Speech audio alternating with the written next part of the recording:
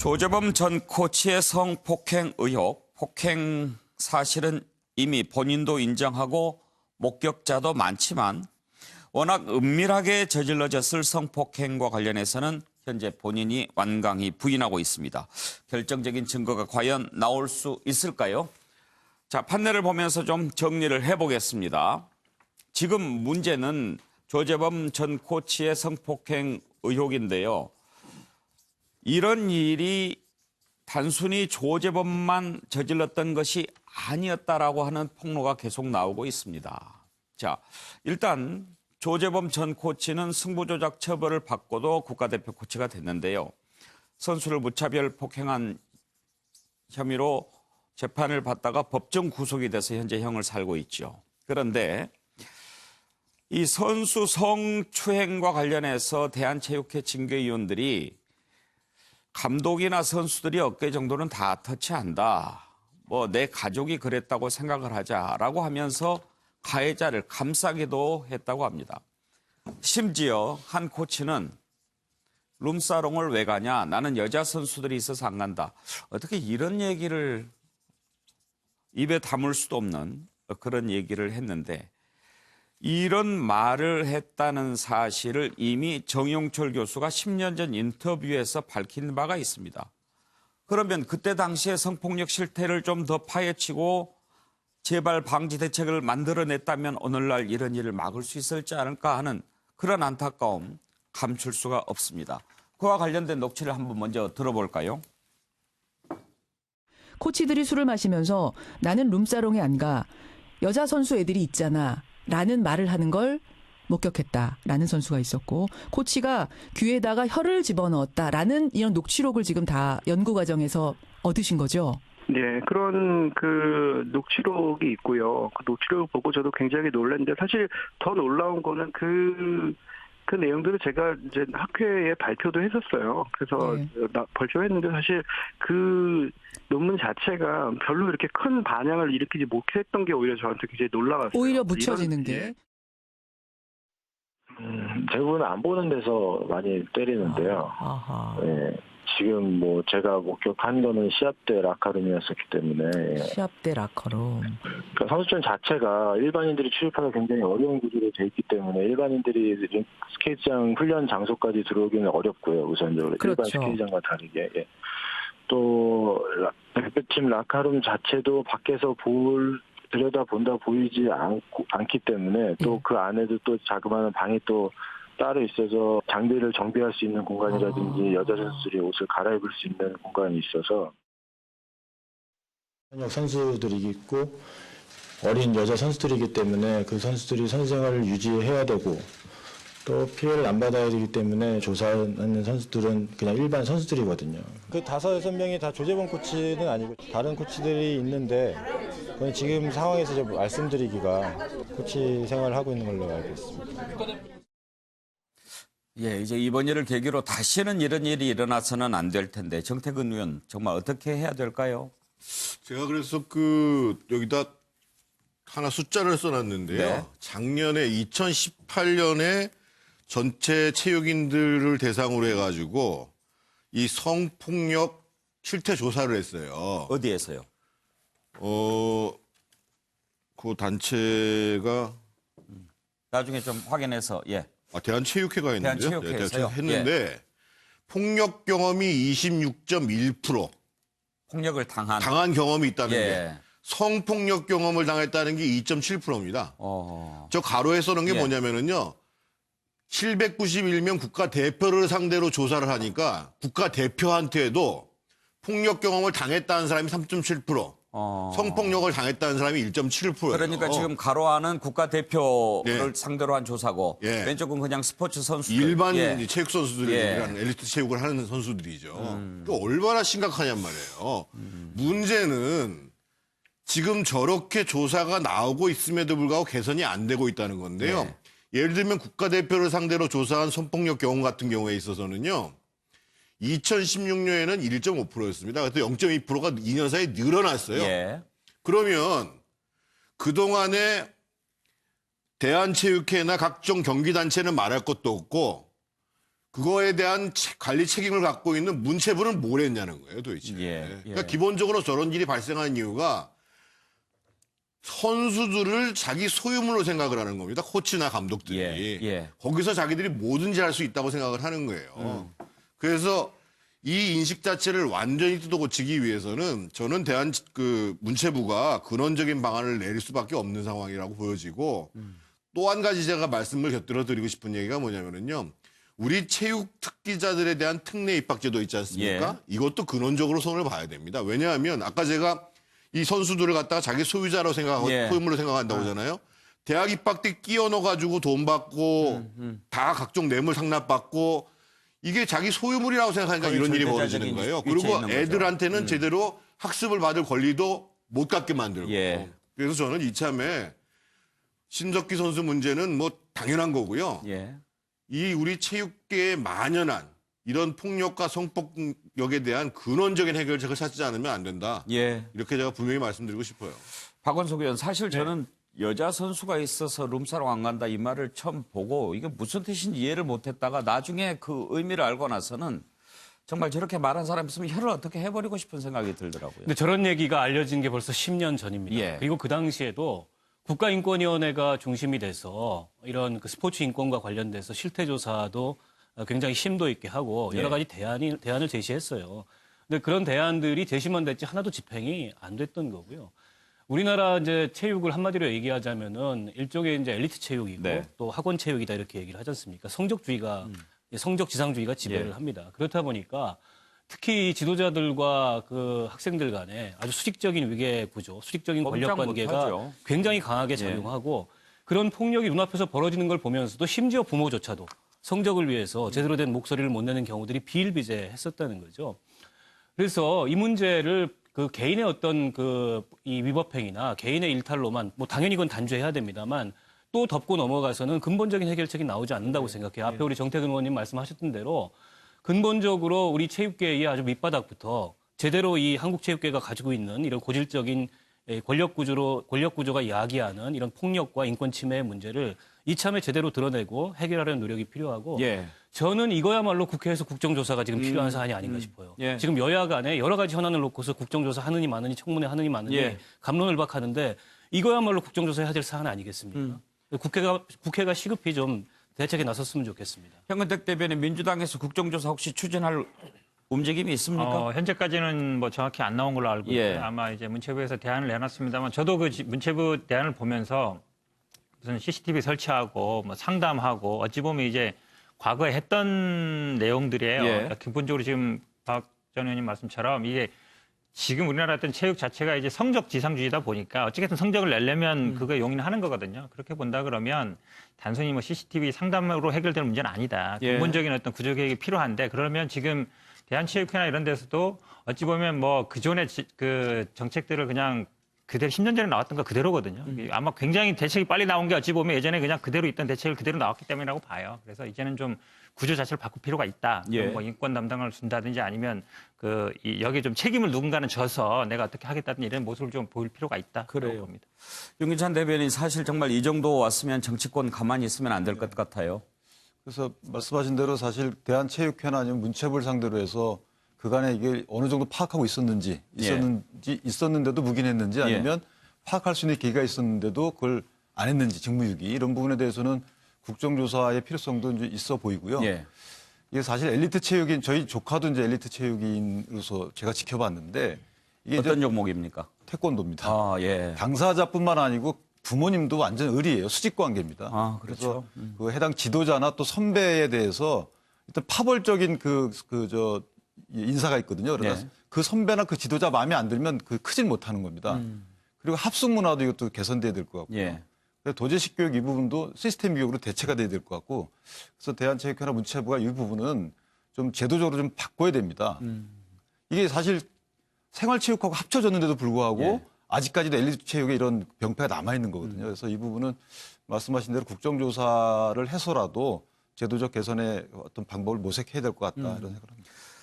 혹시 그 태권도 하는 조카는 지금 나이대가 어느 정도나 됩니까? 지금 좀 컸어요. 저는 조카 둘 다 태권도 했는데.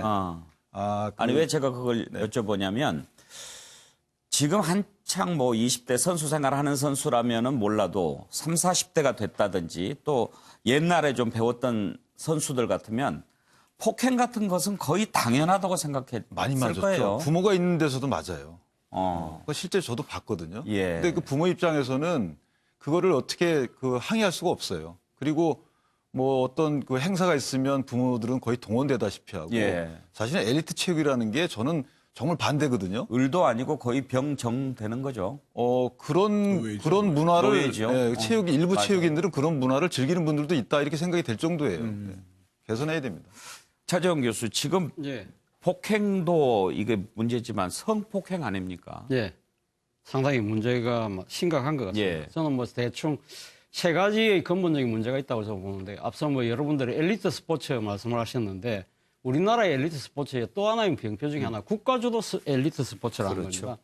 뭐 70년대, 80년대 기억하시는 그거 있지 않습니까? 체력은 국력이다. 예. 그러면서 그때 했던 것이 예를 들면 뭐 아시안 게임이나 올림픽에서 금메달 몇 개 따느냐. 예. 그것이 국가의 위상과 또 뭐 국민적인 여러 가지 또 이 사기, 이미지 이런 측면에서 국가가 상당히 그런 것들을 금메달만 따는 기계로 선수들을 육성한 측면이 분명히 있는 예. 것이거든요. 그러니까 그 목표를 위해서 모든 수단과 과정들이 무시되는 예. 그러한 행태가 지금도 여전히 남아있다는 겁니다. 그러니까 두 번째는 사설학원 시스템이라는 겁니다. 이것이 무슨 이야기냐면 이 지금 그 빙상과 같은 경우는 그 아이스링크가 있어야 되잖아요. 예.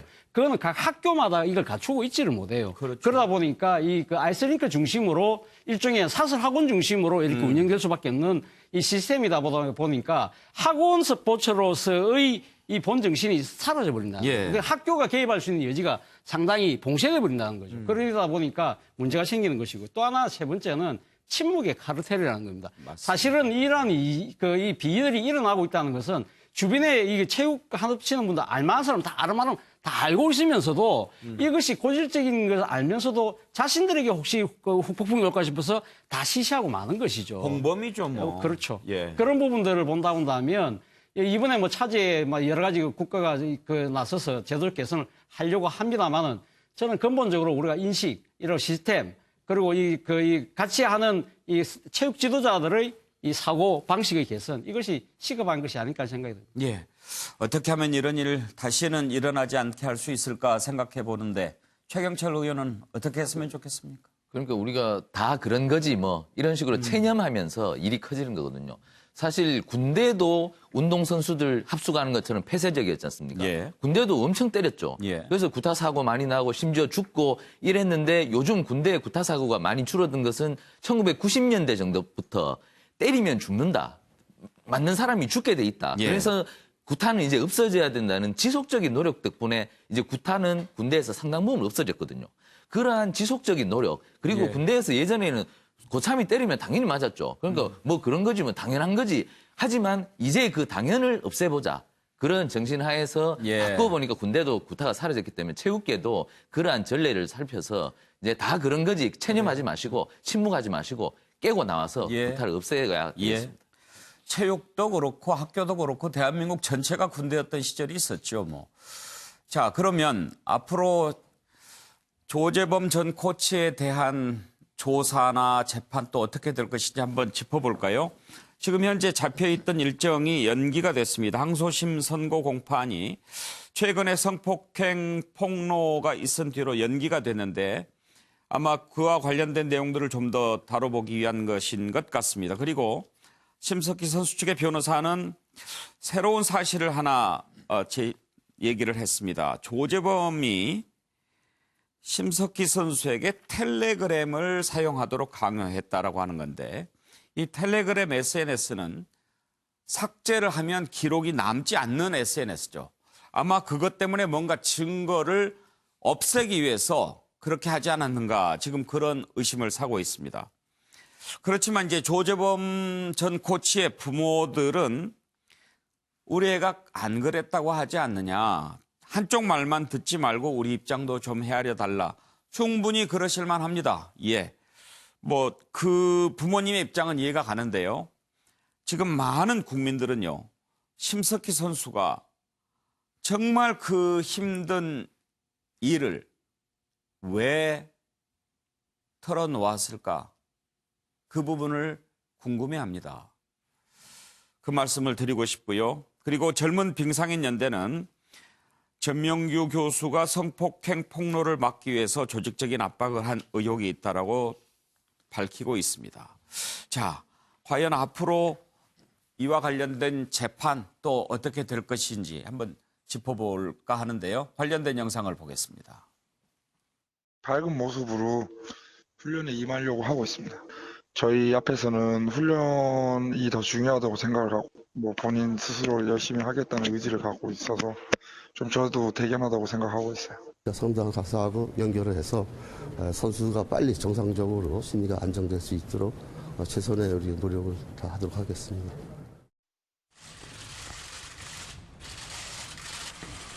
상습 폭행한 거 인정하십니까? 무리를 일으켜 죄송합니다. 몇 차례 폭행하셨나요? 성실히 조사받도록 하겠습니다. 왜 때린 겁니까? 빙상연맹의 영구제명 조치에 대해서 억울하신 부분이 있으십니까? 성실히 조사받도록 하겠습니다. 심석희 선수 말고 다른 선수도 때렸습니까?